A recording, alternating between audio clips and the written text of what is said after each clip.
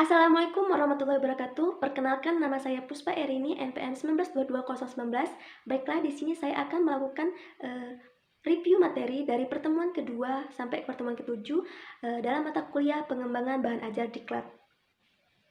Baiklah, review materi pertemuan kedua yaitu mengenai hakikat pendidikan dan pelatihan. Adapun pendidikan adalah suatu aktivitas pengembangan sumber daya manusia yang dirancang untuk meningkatkan kompetensi individu. Sedangkan pelatihan adalah proses kegiatan yang dirancang untuk meningkatkan kinerja atau kemampuan spesifik individu pada pekerjaan yang sedang atau akan segera dihadapinya.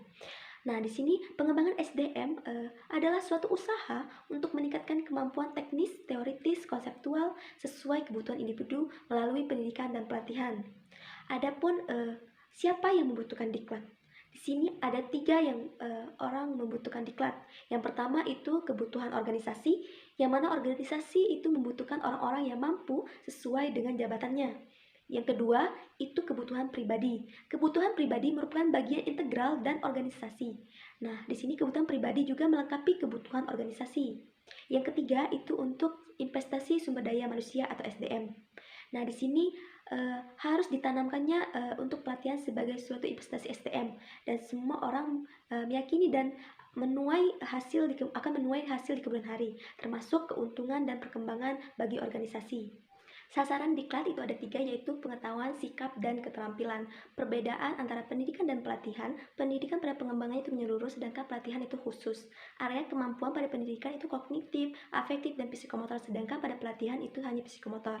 Nah, jangka waktu pendidikan itu sangat panjang, dan pelatihan itu sangat pendek.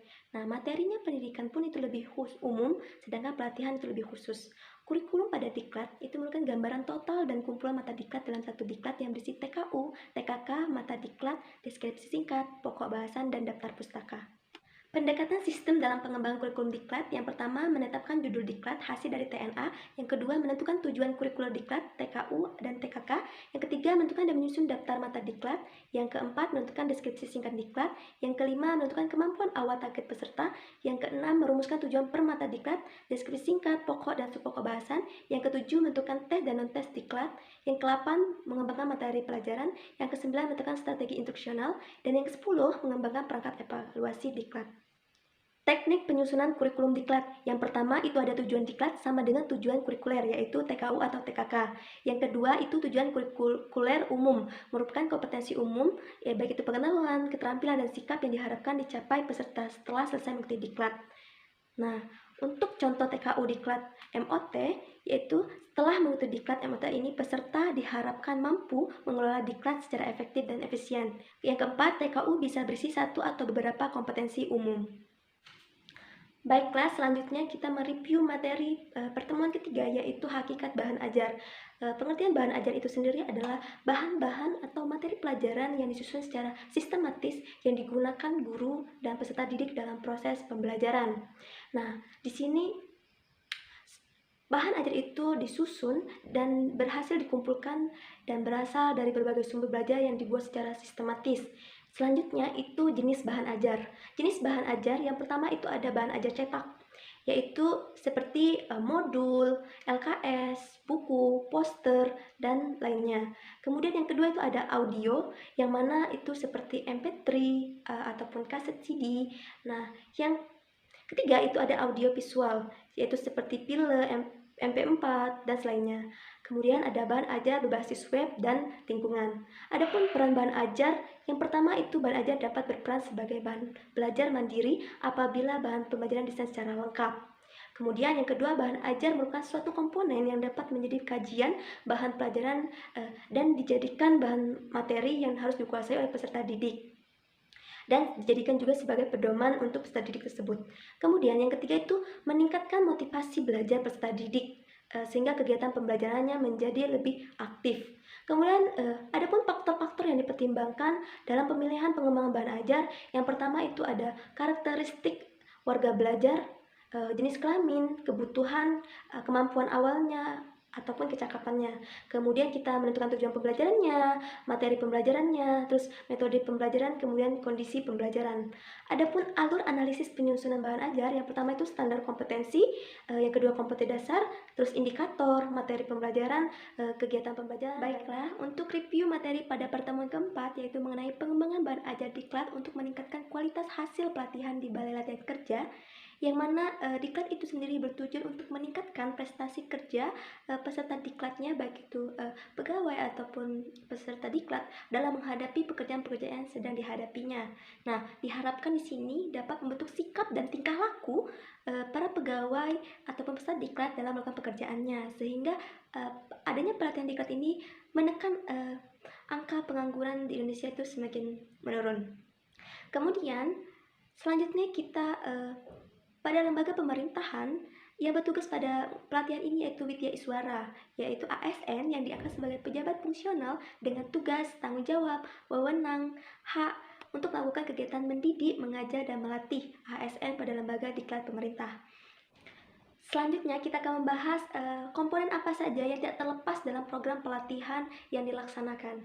Yang pertama itu ada tujuan, yang mana merupakan perubahan tingkah laku yang diharapkan setelah terjadinya pelatihan. Kemudian yang kedua itu materi, adalah keseluruhan topik yang akan dibahas dalam pelatihan yang akan berlangsung. Nah, di sini materi disesuaikan dengan tujuan yang akan dicapai.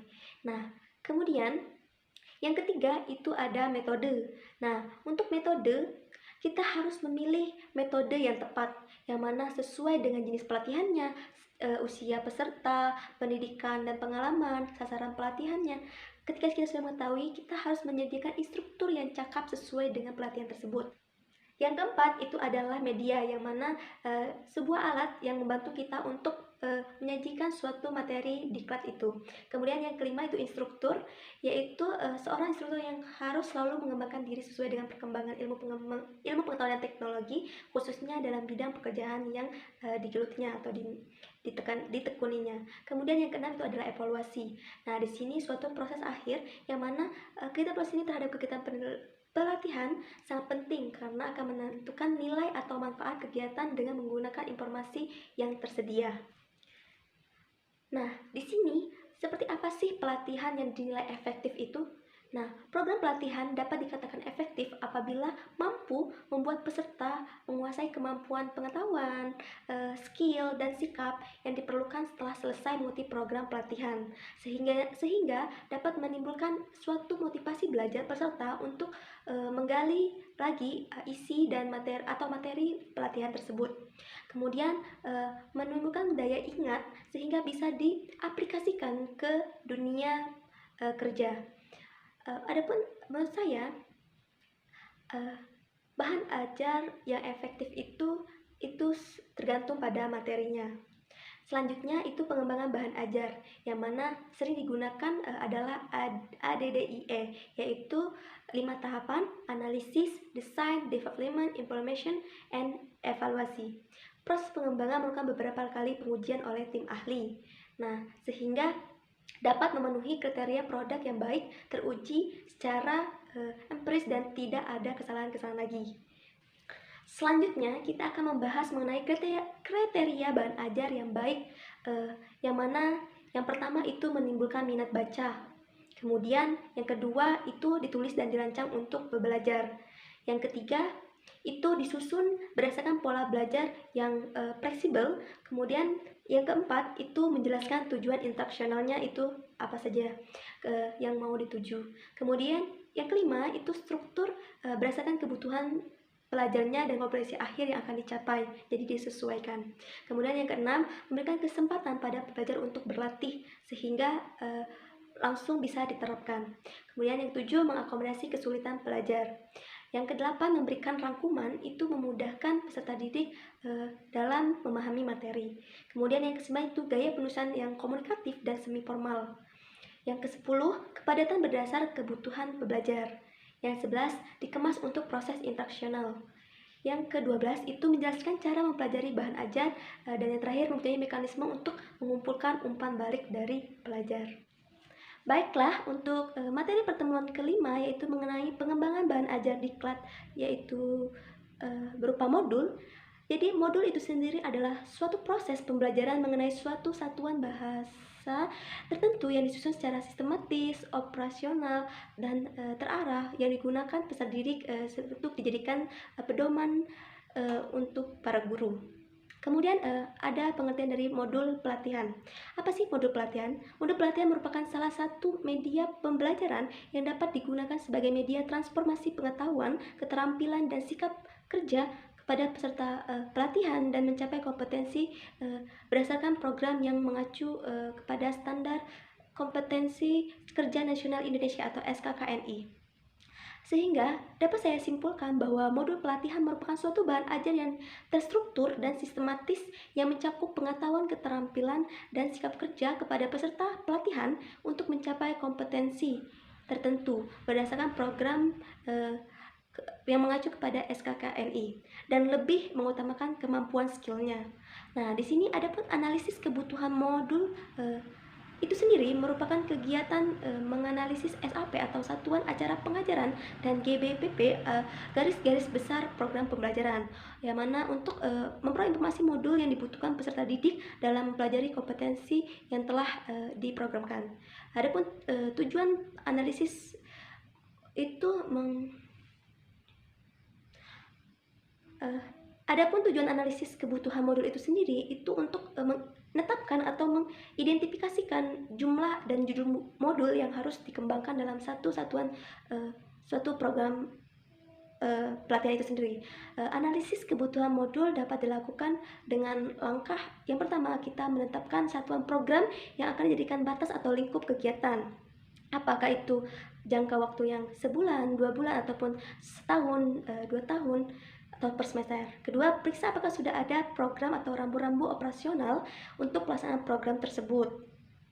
Kemudian yang ketiga itu menganalisis dan mengidentifikasi standar kompetensi yang akan dipelajari sehingga di program materi pembelajaran yang perlu dipelajari untuk menguasai standar kompetensi tersebut. Kemudian keempat, susunan dan organisasi satuan atau unit bahan belajar yang dapat mewadahi materi-materi tersebut. Satuan diberi nama dan dijadikan sebagai judul modul. Kemudian yang kelima itu dari daftar satuan atau unit modul yang dibutuhkan tersebut. Adapun bagaimana kita melakukan penyusunan modul berdasarkan kebutuhan tersebut. Yang pertama, kita harus menggunakan format analisis kebutuhan pada mata pelajaran, kemudian peta modul, itu seperti tata letak dan kedudukan modul itu sendiri. Kemudian kita akan membahas mengenai karakteristik modul itu apa saja. Yang pertama itu self-instruction, itu seseorang belajar secara mandiri dan tidak tergantung pada orang lain. Kemudian kedua, self-continue, materi pembelajaran yang dimuat dalam modul ini materinya sangat tuntas dan tidak perlu materi lainnya. Kemudian yang ketiga itu berdiri sendiri atau stand alone. Materi bahan ajar ini tidak tergantung dengan media ataupun bekerja sama dengan media bahan ajar lainnya. Kemudian ada adaptif, yang mana modul ini menyesuaikan dengan perkembangan ilmu pengetahuan dan teknologi pada zaman ini serta bersifat fleksibel atau luas. Kemudian yang kelima itu ada user friendly, atau modul ini bersahabat dengan pemakainya dengan menggunakan bahasa-bahasa interaktif. Kemudian selanjutnya kita akan membahas penyusunan pengembangan modul. Yang pertama itu tahap perencanaan, yang mana merupakan tahap awal yang harus dilakukan dalam menulis sebuah modul sesuai dengan garis-garis besar isi modul. Yang kedua itu tahap penulisan modul, yang mana dalam penulisan modul ini kita menulis modul yang bisa dimengerti dan sesuai dengan modul itu sendiri. Yang ketiga itu ada tahap review dan uji coba, yang mana itu diujikan kepada seperti tutor ataupun ahli materi bidang studinya, ahli pembelajarannya, guru, ataupun teman-teman, bahkan instansi perusahaan. Kemudian yang keempat itu ada tahap finalisasi ataupun tahap terakhir, yang mana pada tahap ini kita sudah melakukan revisi pada review dan uji coba tersebut. Dalam penetapan modul pelatihan itu dilakukan oleh institusi yang bertanggung jawab terhadap penyelenggaraan pelatihan sesuai dengan aturan yang ditetapkan. Nah, di tingkat pusat itu dilakukan oleh Direktur Standarisasi Kompetensi dan Program Pelatihan. Sedangkan di tingkat provinsi, kabupaten, dan kota dilakukan oleh kepala bidang yang membidangi pelatihan dan tingkat balai lembaga pelatihan oleh pimpinan kepala balai lembaga pelatihan itu sendiri. Baiklah, materi selanjutnya yaitu mengenai pengembangan bahan ajar diklat berupa handout. Apa sih pengertian dari handout itu sendiri? Baiklah, di sini menurut para ahli yaitu dari Prastowo 2015, yang mana handout merupakan bahan ajar yang berisikan ringkasan materi yang berasal dari beberapa sumber yang relevan dengan kompetensi dasar. Nah, handout adalah sebuah bahan ajar tertulis yang disiapkan untuk memperkaya pengetahuan untuk pembelajar itu sendiri. Nah, di sini handout berasal dari bahasa Inggris yang berarti informasi, berita, atau suatu lembaran. Nah, handout juga termasuk media cetak yang meliputi bahan-bahan yang disediakan untuk pengajaran yang memiliki relevansi dengan materi yang diajarkan, kompetensi dasar dan materi pokok yang harus dikuasai. Sehingga menurut pendapat saya sendiri bahwa bahan ajar handout itu merupakan suatu bahan ajar yang sangat sederhana berupa lembaran, tetapi tidak meninggalkan identitas sebagai bahan ajar diklat itu sendiri. Nah, selanjutnya adapun ciri khusus atau karakteristik pada handout adalah yang pertama itu karakteristik yang dimiliki handout adalah padat informasi dan materi yang akan dipelajari. Nah, di sini yang kedua itu sebagai media pengajaran penjelasan yang lebih rinci tentang isi handout itu sendiri. Yang ketiga, itu handout diberikan pada awal atau sebelum pelajaran dimulai, yang dimaksudkan digunakan sebagai catatan tambahan bagi pembelajar itu sendiri. Kemudian langkah-langkah membuat handout menurut Depdiknas 2008 halaman 1, yang pertama itu menganalisis kurikulum. Nah, di sini kurikulum sendiri itu yang berisikan rancangan pelajaran yang akan diberikan kepada peserta pelajaran dalam suatu periode jenjang pendidikan yang sudah ditetapkan. Kemudian yang kedua itu menentukan judul handout sesuai dengan materi pokok serta kompetensi dasar materi pokok yang ingin dicapai. Kemudian yang ketiga itu mengumpulkan referensi yang terbaru dan relevan dengan materi. Nah, yang keempat itu menyusun uraian materi dengan kalimat yang tidak terlalu panjang. Di sini utamakan sederhana, terus berbobot tinggi, informasinya jelas dan gamblang. 5. Mengevaluasi handout. Nah, yang keenam itu memperbaiki kekurangan-kekurangan handout yang telah ditemukan dari kita evaluasi tadi. Yang ketujuh itu menggunakan berbagai sumber untuk menambah materi handout. Kemudian akan membahas hal apa saja sih yang perlu diperhatikan dalam pengembangan media cetak handout itu sendiri. Yang pertama itu menganalisa populasi siswa. Nah, di sini kita menganalisa baik penguasaan bahasanya, usia, gaya, kebiasaan membaca mereka itu seperti apa. Yang kedua itu menyesuaikan gaya huruf yang digunakan.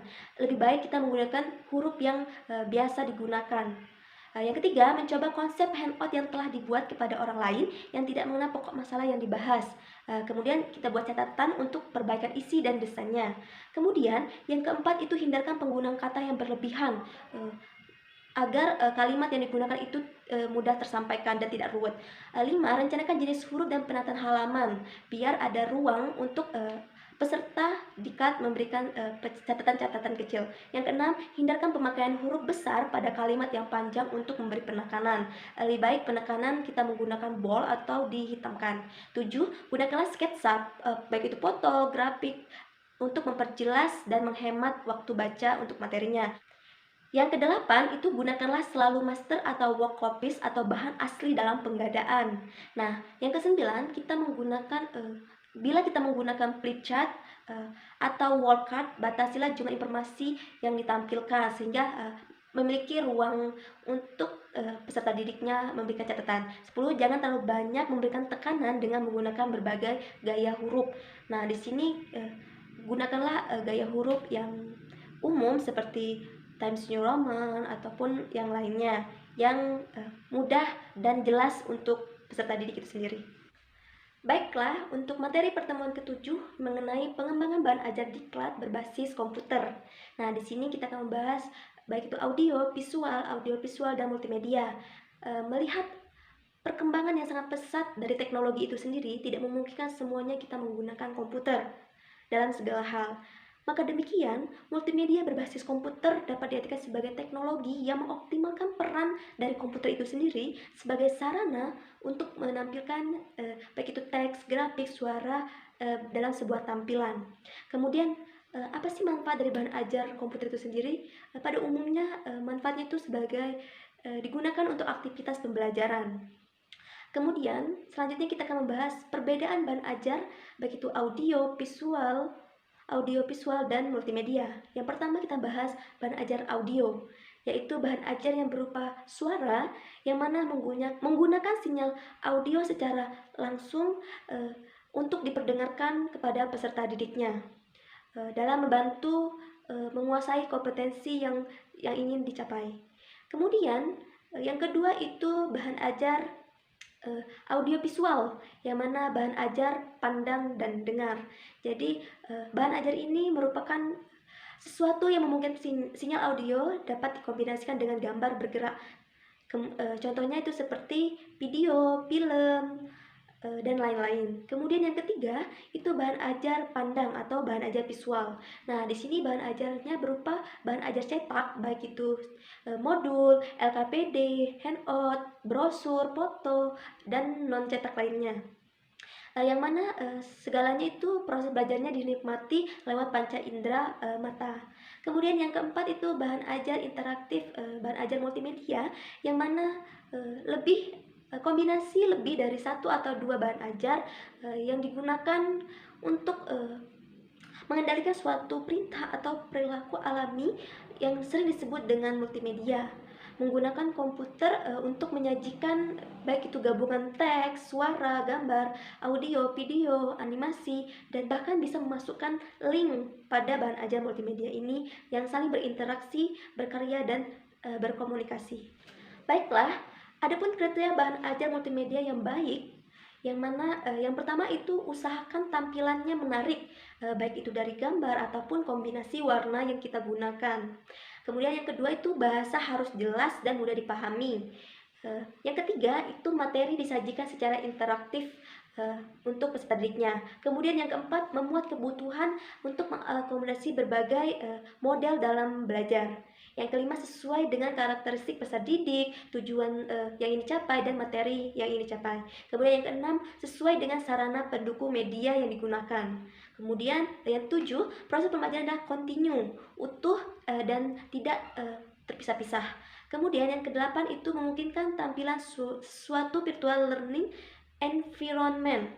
Kemudian selanjutnya kita akan membahas adapun tahap-tahap prosedur umum dalam pengembangan bahan ajar multimedia itu. Yang pertama kita melakukan analisis, yang mana suatu kegiatan usaha untuk mengamati secara detail, memilah dan membedakan yang mana yang bisa untuk dikelompokkan dan digolongkan. Kemudian kita melakukan pemilihan teknologinya yang kita pilih sesuai dengan kebutuhan. Yang keempat merancang desainnya. Yang kelima itu kita membuat storyboard itu atau model awal desainnya. Yang kelima itu identifikasi dari pengumpulan materinya. Yang keenam itu pembuatan bahan ajar multimedia. Setelah kita membuat, kita melakukan yang ketujuh itu uji coba, apakah bahan ajar kita sudah baik atau belum. Kemudian diseminasi, yaitu penyebaran luas ide dari bahan ajar multimedia itu disesuaikan dengan kebutuhan dari pembelajaran yang akan disampaikan ke peserta didik.